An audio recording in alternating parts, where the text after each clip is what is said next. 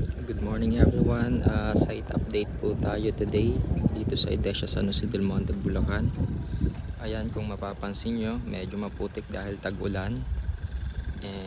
Pero kahit ganun ang panahon, medyo tuloy-tuloy yung gawa natin. In fact, ongoing na yung construction ng model units natin. Ayan, kung makikita nyo yung mas mataas na patong-patong ng hollow blocks, yan na po yung model units natin. So asahan po natin by the end of this year, baka magamit na po natin yan. That's all. Thank you. Good morning everyone. Site update po tayo today dito sa Edesha San Jose del Monte, Bulacan. Ayan, kung mapapansin nyo, medyo maputik dahil tag-ulan. Pero kahit ganun ang panahon, medyo tuloy-tuloy yung gawa natin.